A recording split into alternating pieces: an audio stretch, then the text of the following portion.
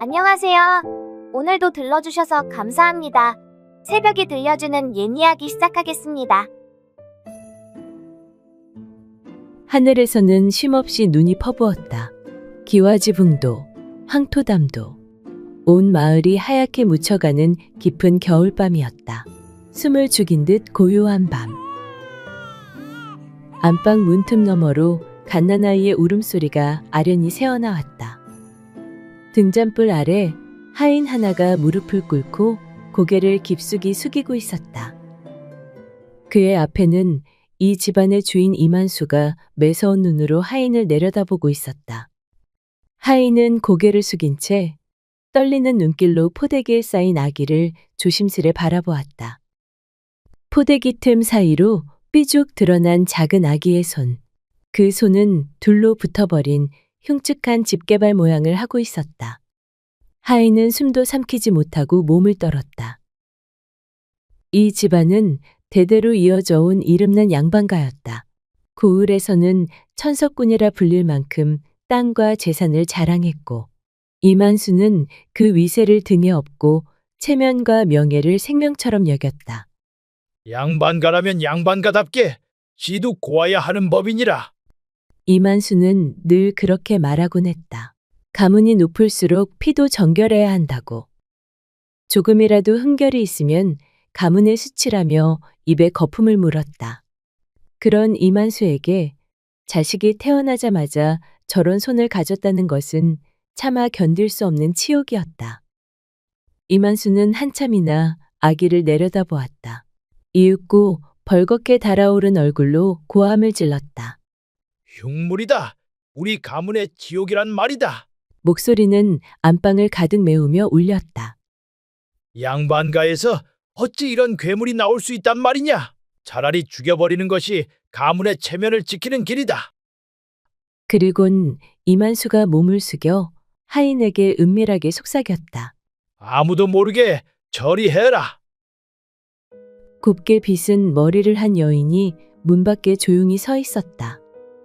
바로 이만수의 아내이자 집게 손을 가진 아이의 어머니였다. 그녀는 손등으로 입을 틀어막고 참을 수 없는 눈물을 삼키고 있었다. 아기를 버린다는 말, 흉물이라는 말, 그 모든 잔혹한 말이 비수처럼 가슴을 꿰뚫었다. 그러나 그녀는 입을 열 수 없었다. 말을 한다는 것은 곧 집안의 체면을 무너뜨리는 일이었기에 그녀는 그저 고개를 숙이고 가늘게 떠는 어깨를 감추려 애썼다. 하인은 따뜻한 아기의 온기가 느껴지자 가슴 한켠이 저릿하게 아려왔다. 아무리 명령이라지만 갓난아이를 버린다는 것에 괴로움을 느꼈다. 미안하다, 아가야. 하인은 아이를 끌어안은 채 문 밖 차디찬 겨울산 속으로 천천히 걸어나갔다. 아내는 아기를 품에 안고 문 밖으로 사라지는 하인의 모습을 그저 먼 발치에서 붉어진 눈으로 바라볼 뿐이었다. 하얀 눈발이 쉼없이 쏟아지고 있는 한밤중. 하인은 옷깃을 여몄다. 허름한 솜저고리로는 바람 한 점 막을 길이 없었다. 하지만 품 안의 아기만은 제 몸뚱이로라도 막아야 했다. 눈길은 깊어 무릎까지 빠졌고 발끝은 이미 얼어 감각이 사라져갔다. 저 멀리 산자락에 움푹 패인 굴 하나가 보였다. 바람도 덜 드는 곳. 사람 발길 끊긴 외진 자리였다. 하인은 굴 앞에 멈춰섰다. 그곳에 손으로 눈을 쓸어내고 마른 풀을 모아 바닥을 덮었다. 그리곤 조심스레 품 안의 포대기를 내려놓았다. 포대기 속 아기는 아직도 가느다란 숨결을 이어가고 있었다. 제발 사람한다오, 아가야. 하인은 차마 뒤돌지 못하고 한참을 그 자리에서 울먹이며 바라보았다. 그러나 끝내 하인은 무겁게 몸을 돌려 굴을 떠났다. 누군가 이 아기를 구해주기를 바라며 그는 뒤도 돌아보지 않고 걸어갔다.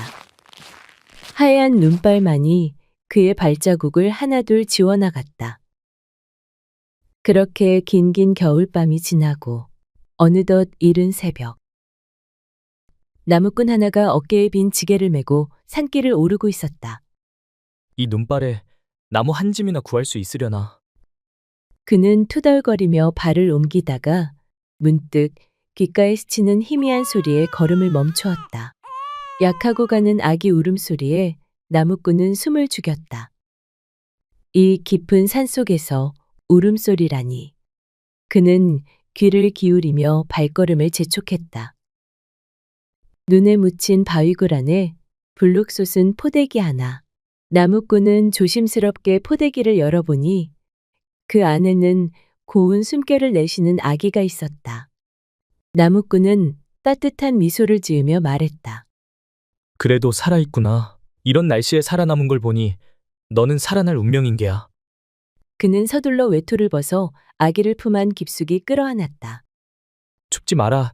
괜찮다, 아가야. 그는 손등으로 얼어붙은 눈송이를 털어내며 아기를 품고 조심스레 산길을 내려가기 시작했다. 발밑은 미끄럽고 바람은 사납게 휘몰아쳤다. 나무꾼은 발을 땅에 꾹꾹 디디며 한 걸음, 또 한 걸음, 포대기 속 아이를 지키려 이를 악물었다. 아기야, 내가 무슨 일이 있어도 널 꼭 살려내마. 산등성이를 넘고 작은 개울을 건너 비탈진 고갯길을 내려오며 그는 품 안에 놓치지 않으려 꽉 안았다. 얼마나 걸었을까? 저 아래로 눈 속에 파묻힌 작은 초가집이 보이기 시작하자 나무꾼은 안도의 미소를 지었다. 그는 품속의 아기를 조심스레 다독이며 터벅터벅 초가집을 향해 걸음을 옮겼다. 초가집 앞에 다다르자 따스한 아궁이 연기가 굴뚝 위로 피어오르고 있었다. 나무꾼은 문을 열며 부르짖었다. 마누라, 이리 좀 나와보소. 방 안에서 두툼한 옷을 입은 여인이 불이 나게 달려나왔다.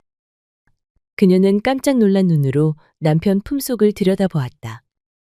아니, 이게 뭔가요? 아기요, 어느 누가 이 핏덩어리를 산중에 버렸지 뭐요.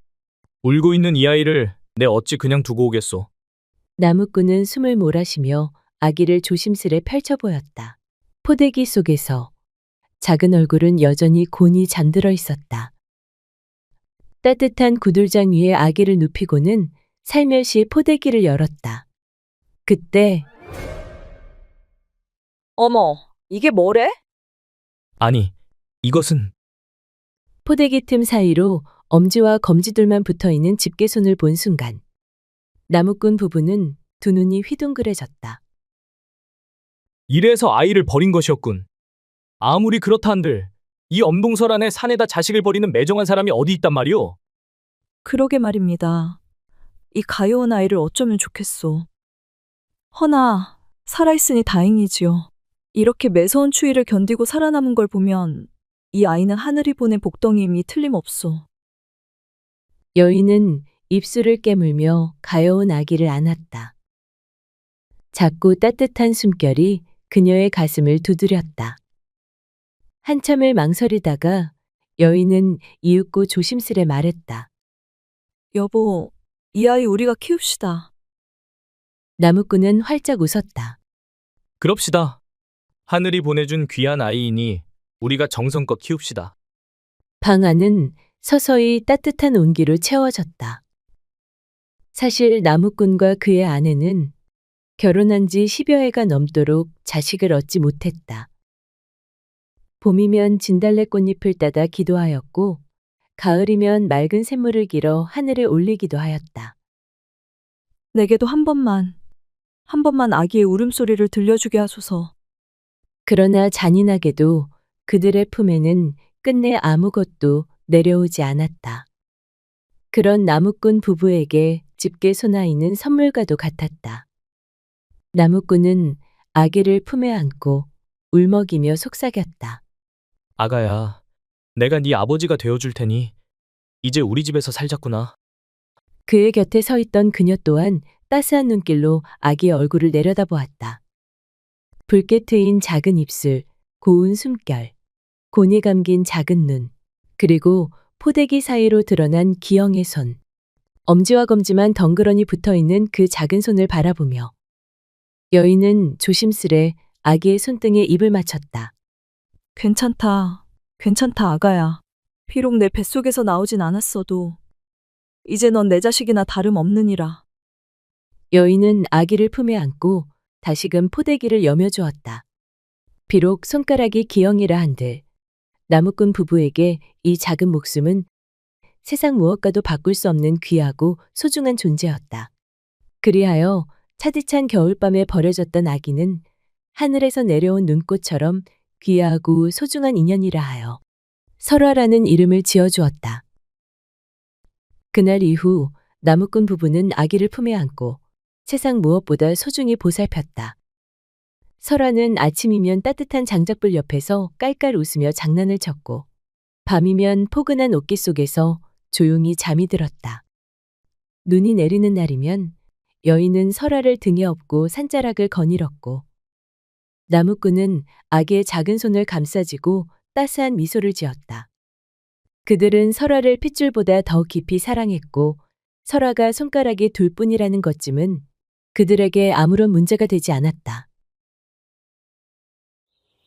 어느 봄날 설화는 마당에 빨래를 널고 있었다. 그때 살며시 열린 안방문 너머로 나무꾼 부부의 조심스러운 목소리가 새어나왔다. 당신 기억나요? 산중 굴 속에서 이 아이를 처음 안았던 날? 전 당신이 설화를 안고 집으로 온 날을 잊지 못해요. 배 아파 낳진 않았어도 이 아이는 내 목숨보다 소중한 내 새끼옵니다. 벌써 설화를 데려온 지도 10여 해가 지났구려. 남의 핏줄이라지만 어찌 이리 곱고 귀여운지 이젠 누가 봐도 우리 딸이 아니겠소. 하늘이 제게 안겨준 복덩이지요. 부부의 이야기를 들은 설화는 손에 들고 있던 빨랫감을 놓치고 그 자리에 주저앉고 말았다. 떨어진 빨랫감도 젖은 손바닥도 잊은 채 그저 숨을 죽인 채 귀를 기울였다. 설화는 그제야 알았다. 자신이 이 집안에서 태어난 아이가 아니라는 것을. 설화는 조용히 빨랫감을 가슴에 꼭 끌어안으며 속으로 단단히 다짐했다. 말도 안 돼. 핏줄도 아닌 나를 이리 귀하게 키워주셨다니. 꼭 이 은혜 잊지 않아야 해. 설화는 그날 이후 더없이 공손히 부모를 섬겼다. 하루하루 감사한 마음을 품고 지내는 사이 설화는 눈에 띄게 자라났다. 어릴 적부터 총기가 남달랐던 설화는 그를 또래보다 일찍 깨우쳤고 장터에 나가면 숫자도 척척 헤아렸다. 나무꾼은 물건을 팔러 갈 때마다 설화를 꼭 데리고 다녔다. 비록 손가락이 둘 뿐인 작은 손이지만 설화는 물건을 야무지게 정리하고 손님들과 값을 흥정하는 데 서툴지 않았다. 그런 설화를 보곤 장터 사람들은 감탄을 금치 못했다. 참으로 영특한 아이다. 손은 저래도 보통 아이가 아니야. 손만 아니면 여기저기서 데려가겠다고 난리였을 게야. 하지만 세상의 시선은 냉혹했다. 설화의 집게손을 본 사람들은 놀라 뒷걸음질을 쳤고 괴물이다. 귀신이다. 입에 담지 못할 말들을 서슴없이 쏟아냈다. 설화는 아무렇지 않은 듯 웃었지만 돌아서서는 가만히 손등으로 눈물을 훔치곤 했다. 그런 설화를 언제나 장터 어귀에서 조심스레 바라보는 한 거지 소년이 있었다. 남루한 옷차림의 맨발이었지만 그 아이만큼은 설화를 괴물이라 부르지 않았다. 오히려 장터를 지나다니는 무례한 이들을 가만히 밀쳐내며 설화를 지켜주는 듯 물끄러미 따라다녔다. 비가 오는 날이면 장터의 처마 밑으로 그녀를 이끌고 자신의 누더기 겉자락을 들고는 설화의 어깨를 덮어주려 했었다. 설화가 땅에 떨어진 광주리를 주우려 몸을 숙이면 어느새 그가 먼저 주워 건넸고 장터가 한산해질 즈음이면 소녀는 아무 말 없이 다가와 나뭇가지에 조그마한 꽃다발을 걸어두거나 예쁜 조약돌 하나를 살며시 놓고 사라지곤 했다.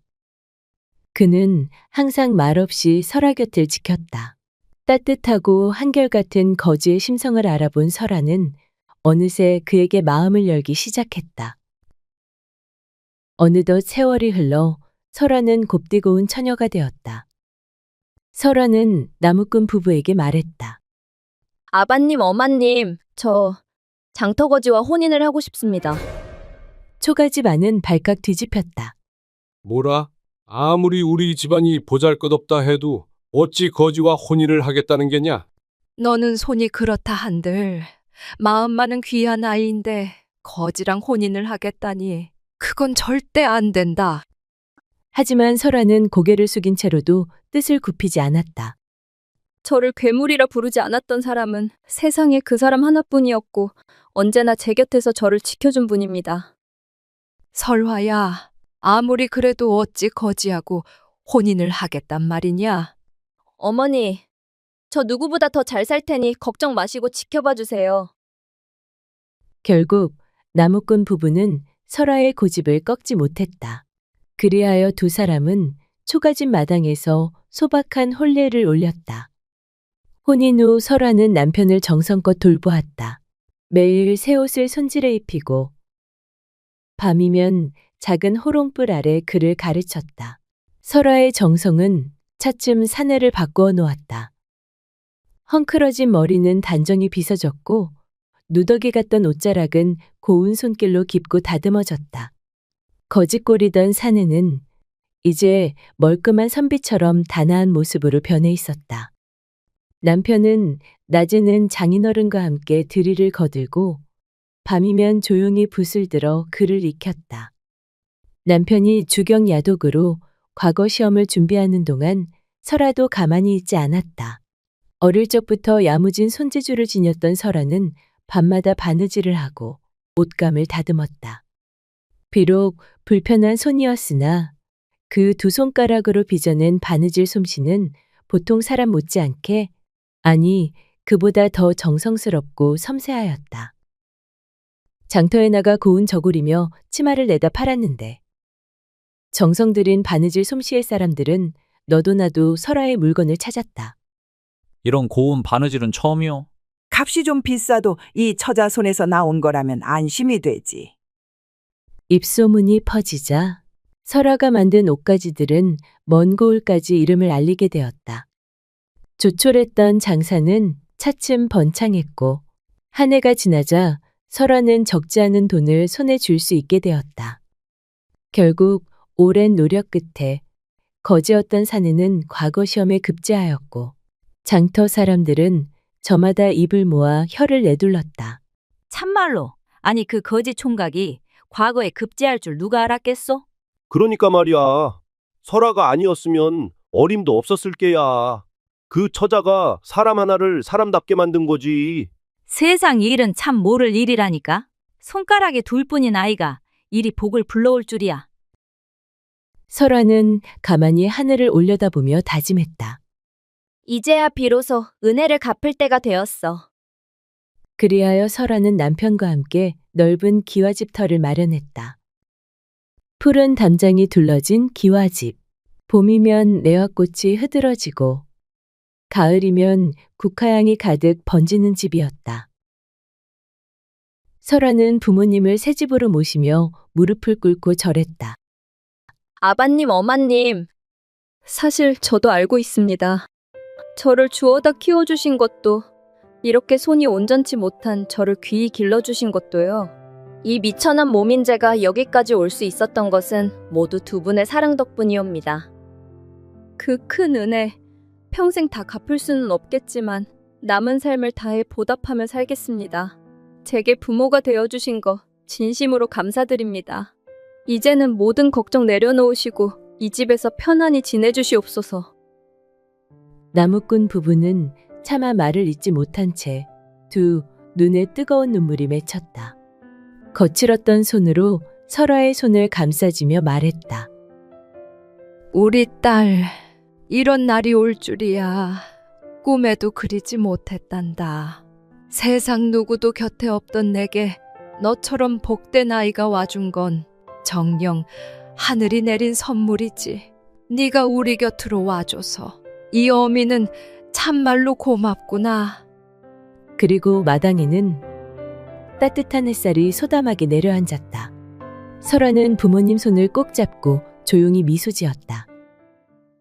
한편 설아가 새 삶을 열어가는 동안 잔인하게 설아를 버린 아비 이만수의 집안에는 깊은 어둠이 드리워지고 있었다. 이만수는 과거 시험만을 인생의 전부라 여기며 아들에게 온갖 기대를 쏟아부었다. 네가 과거에 급제하지 못하면 이 가문의 체면은 어찌 되겠느냐? 아들은 매일같이 회초리에 시달렸다. 낙방할 때마다 욕설이 퍼부어졌고 조금이라도 실수하면 매질이 이어졌다. 결국 아들은 사람 구실을 하지 못하고 헛소리를 중얼거리며 미쳐버렸다. 그리고 이만수는 딸마저 사랑하는 이를 떼어내고 가문 좋은 총각에게 강제로 시집 보냈다. 그러나 그 총각은 집안만 좋았지 도박에 빠진 폐인이었고 밤낮을 가리지 않고 딸에게 손찌검을 해댔다. 딸은 눈물로 세월을 버텼지만 그마저도 소용없었다. 여자가 어디 함부로 집안을 욕되게 하느냐?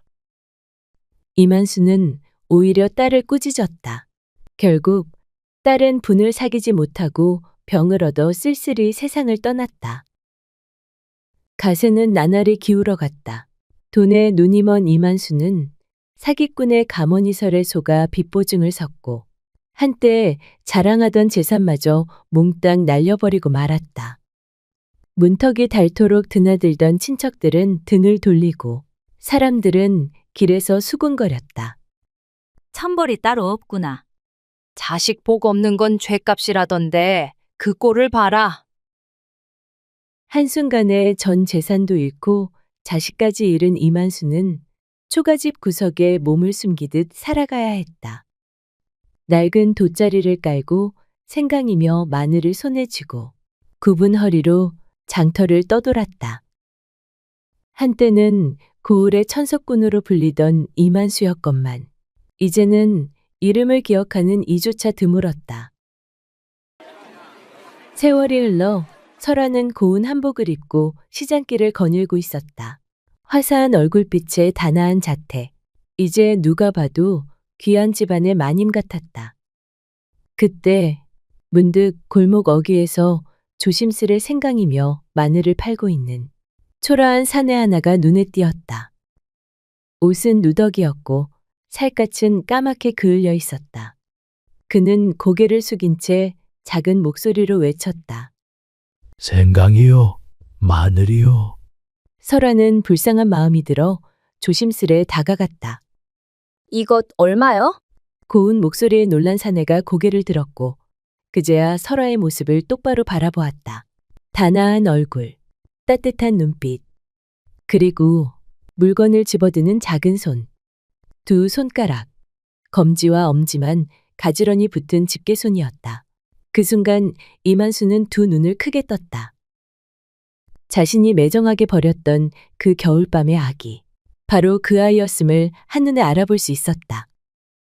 이만수는 그 자리에서 나자빠질 듯 휘청였다. 죽지 않고 살아있었던 게야. 떨리는 목소리를 내뱉었지만 설아는 놀라는 이만수를 보고 어리둥절해하며 물었다. 왜 그러시오? 무엇이 그리 놀랍소? 이만수는 입을 달싹였지만 끝내 아무 말도 하지 못했다. 아니, 차마 할 수 없었다. 그는 과거에 저지른 죄를 이제 와서 어찌 입에 올릴 수 있으랴. 이만수는 그저 고개를 떨군 채 손등으로 눈가를 훔쳤다. 설아는 모른 채 따스히 미소 지으며 말했다. 내가 오늘 이 물건 다 사겠소? 그리고 손에 쥔 은전 몇 냥에 웃돈까지 얹어 건네주었다. 설아는 생강과 마늘을 품에 안고 천천히 걸어갔다. 한 걸음, 두 걸음, 이만수는 주저앉아 그 뒷모습을 가만히 바라보았다. 찬바람이 부는 시장통 한복판에서 그는 아무 말 없이 조용히 눈물을 흘렸다.